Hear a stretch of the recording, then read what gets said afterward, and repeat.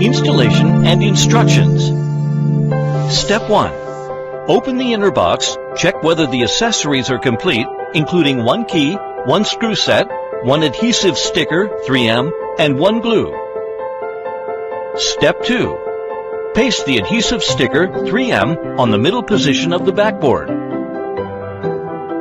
Step 3.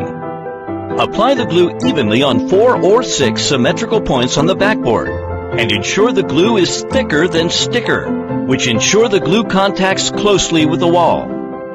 Step 4. Find correct mounting position that is clean and dry. Directly press and fix the machine on the wall. Step 5. Insert the key. Take down the lock ring gently. Step 6. Unscrew the cap to add soap, then tighten it. Place the filled bottle in the right position.